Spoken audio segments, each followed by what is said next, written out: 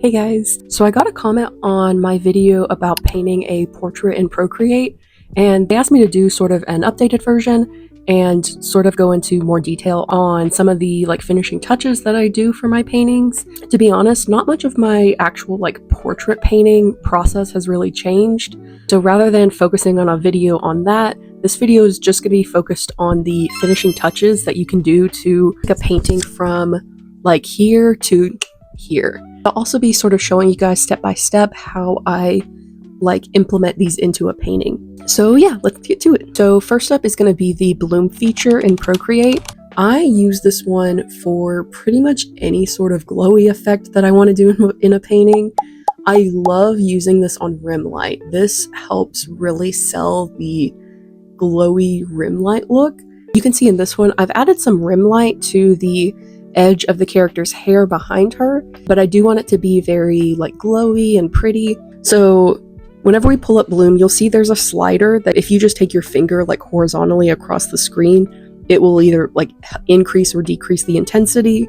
Also, there's an option that you can press this little arrow down right here, and it'll give you the option where you can either the bloom will affect the whole layer, or you can click pencil. You can select any brush that you want, and then you can actually color in where you want the bloom effect to be. I personally don't like doing that for bloom. I will do that for some of these others, but for bloom, I just use the layer that I'm working on. I try to keep what I know I'm gonna use this effect on all on one separate layer. That just makes it easier for me, but you can do it however you want. There's these 3 options at the bottom. I don't really change this that much. Sometimes I'll mess with the size, which will just how much the bloom radiates out, that will be affected by size. Burn is just kind of the intensity of it, which you can also again play with the top slider and just see how much you want this to show. You want it to be super obvious or very subtle. So yeah, this can have a really cool effect in your painting. Okay, so next up is Chromatic Aberration. This one is really fun to use, and if you pair it with the bloom effect that I just talked about, you can get a really pretty effect out of it. It's a pretty rainbow effect. It's really cool.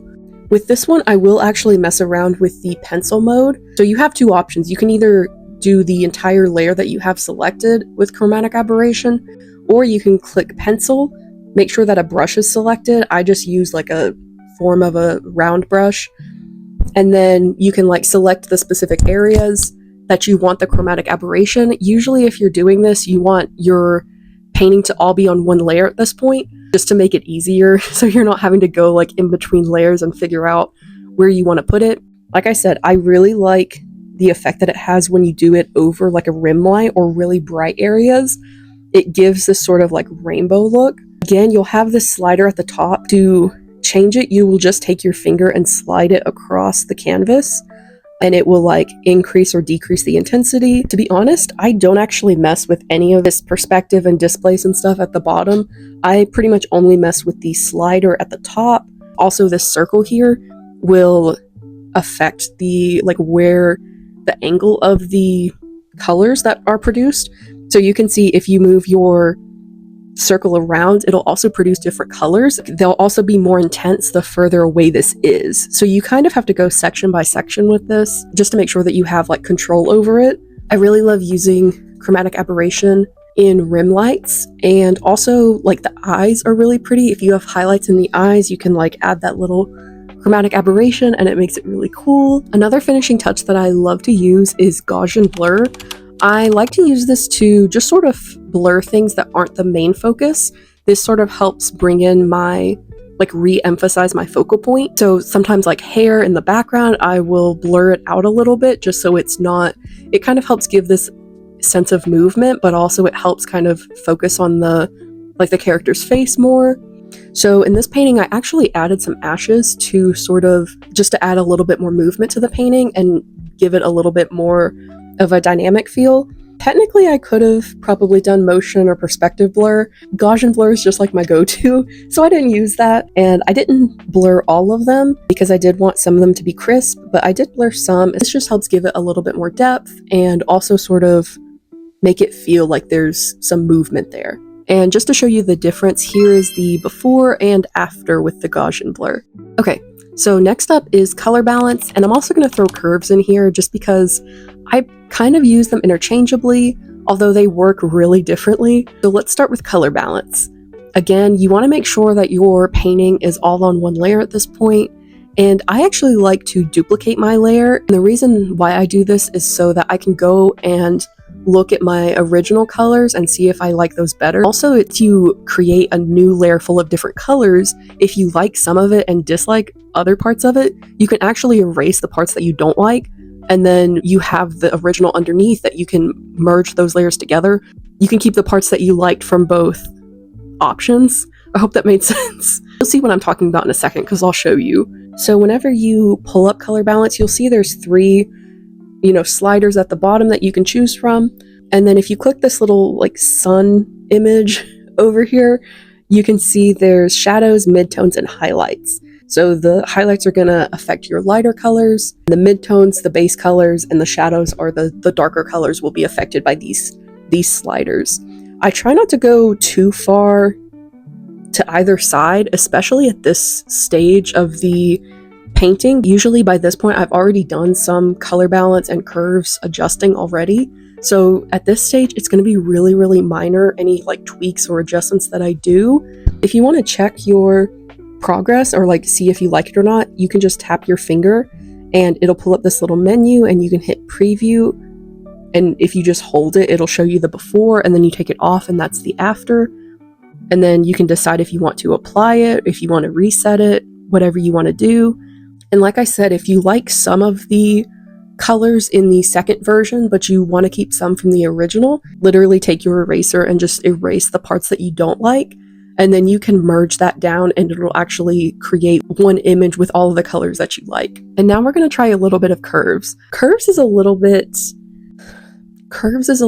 like tricky, I think. Whenever you do curves, you'll have this graph pull up at the bottom and you'll see that you can choose gamma, red, green, or blue. So gamma is going to adjust like the darkness and lightness of the painting as a whole. And then red will affect your reds, green, your greens, so on. The way that I use curves is what I tend to do is if you click on this little line, you'll see that these dots pull up. And what you can do is actually take these dots and move them up and down.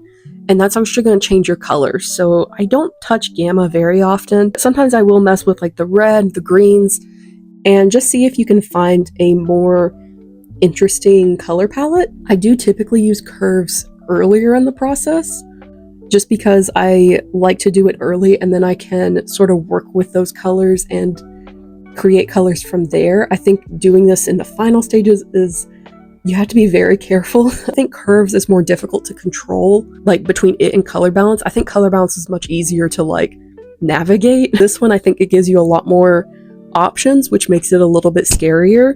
But I did want to show it to you guys because sometimes I will use it as like a finishing touch and you can get really cool results with it. Like I said, I typically do like curves earlier in the painting process, but sometimes I'll do it at the end. I didn't plan on adding this one in, but I do think that this is sort of a important one to mention because I use this a lot, and that is to use layer modes. So if you can learn, I talk about this all the time because I use them a lot in my work now.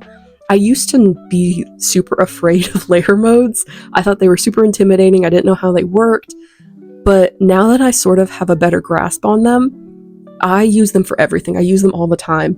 And one thing I really like to do as sort of a finishing touch is find ways to brighten up and like add some vibrancy. So in this painting specifically, you can see like here in the center where the two characters like meet, I added an overlay layer and just took like an orange and just added that overlay right there just to sort of make that area really pop. I'll show you with and without it turned on, and you can sort of see the difference that it makes. You can also use a multiply layer and add sort of a vignette effect to the edges of the painting, and that helps your focal point and where you want your viewer to look stand out because you've darkened the edges, so now this area is brighter. Okie dokie. Hopefully this was helpful in some way. I hope you guys enjoyed. Yeah, if you have any like further questions about how to use any of these tools that I talked about or any other like random questions, just let me know in the comments below. And yeah, I'll see you guys in the next one. Bye!